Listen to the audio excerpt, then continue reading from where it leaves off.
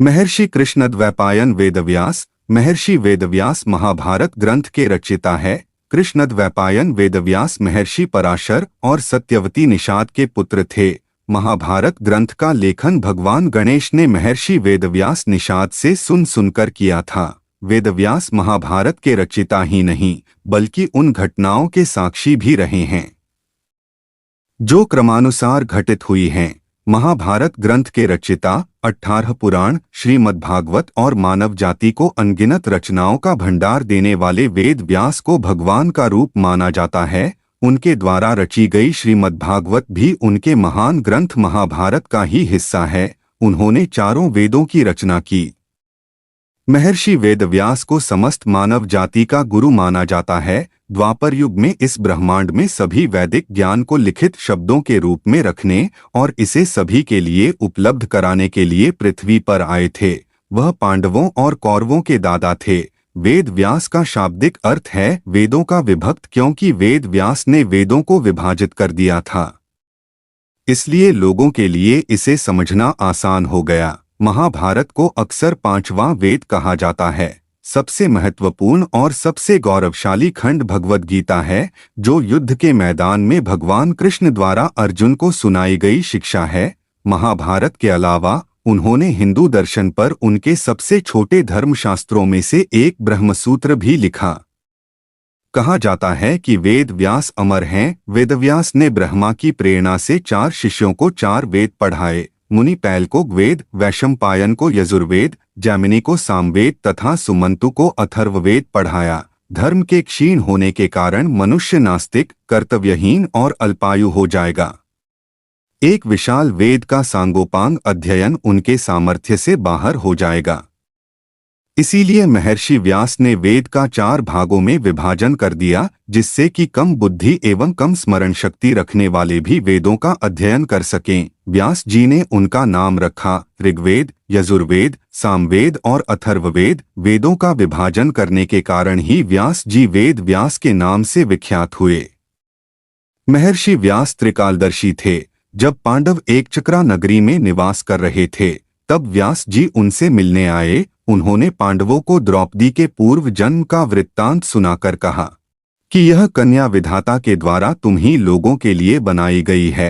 अतः तुम लोगों को द्रौपदी स्वयंवर में सम्मिलित होने के लिए अब पांचाल नगरी की ओर जाना चाहिए। महाराज द्रुपद को भी इन्होंने द्रौपदी के पूर्व जन्म की बात बताकर उन्हें द्रौपदी का 5 पांडवों से विवाह करने की प्रेरणा दी थी। महाराज युधिष्ठिर के राजसूय यज्ञ के अवसर पर वेदव्यास जी अपने शिष्यों के साथ इंद्रप्रस्थ पधारे। वहां इन्होंने युधिष्ठिर को बताया कि आज से 13 वर्ष बाद क्षत्रियों का महासंहार होगा। उसमें दुर्योधन के विनाश में तुम ही निमित्त बनोगे। पांडवों के वनवास काल में भी जब दुर्योधन दुःशासन तथा शकुनी की सलाह से उन्हें मार डालने की योजना बना रहा था, तब महर्षि व्यास जी ने अपनी दिव्य दृष्टि से उसे जान लिया। इन्होंने तत्काल पहुंचकर कौरवों को इस दुष्कृत्य से निवृत्त किया। इन्होंने धृतराष्ट्र को समझाते हुए कहा, तुमने जुए में पांडवों का सर्वस्व छीनकर और उन्हें वन भेजकर अच्छा नहीं किया। दुरात्मा दुर्योधन पांडवों को मार डालना चाहता है। तुम अपने लाडले बेटे को इस काम से रोको, अन्यथा इसे पांडवों के हाथ से मरने से कोई नहीं बचा पाएगा।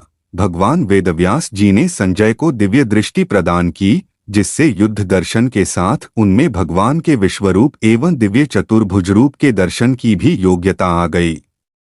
उन्होंने कुरुक्षेत्र की युद्ध भूमि में भगवान श्री कृष्ण के मुखारविंद से निःसृत श्रीमद्भगवद गीता का श्रवण किया, जिसे युद्ध क्षेत्र में अर्जुन के अतिरिक्त अन्य कोई नहीं सुन पाया था। एक बार जब धृतराष्ट्र वन में रहते थे, तब महाराज युधिष्ठिर अपने परिवार सहित उनसे मिलने गए। वेदव्यास जी भी वहां आए। धृतराष्ट्र ने उनसे जानना चाहा कि महाभारत के युद्ध में मारे गए वीरों की क्या गति हुई। उन्होंने व्यास जी से एक बार अपने मरे हुए संबंधियों का दर्शन कराने की प्रार्थना की। धृतराष्ट्र के प्रार्थना करने पर वेदव्यास जी ने अपनी अलौकिक शक्ति के प्रभाव से गंगा जी में खड़े होकर युद्ध में मरे हुए वीरों का आवाहन किया और युधिष्ठिर, कुंती तथा धृतराष्ट्र के सभी संबंधियों का दर्शन कराया। वैशंपायन के मुख से इस अद्भुत वृत्तांत को सुनकर राजा जन्मेजय के मन में भी अपने पिता महाराज परीक्षित का दर्शन करने की लालसा पैदा हुई।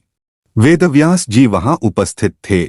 उन्होंने महाराज परीक्षित को वहां बुला दिया। जन्मेजय ने यज्ञांत स्नान के समय अपने पिता को भी स्नान कराया। तदंतर महाराज परीक्षित वहां से चले गए। अलौकिक शक्ति से संपन्न तथा महाभारत के रचिता महर्षि व्यास के चरणों में शत नमन है। मुझे पूर्ण विश्वास है कि आपको महाभारत के रचयिता महर्षि कृष्णद्वैपायन वेदव्यास के बारे में जानकारी अच्छी लगी होगी।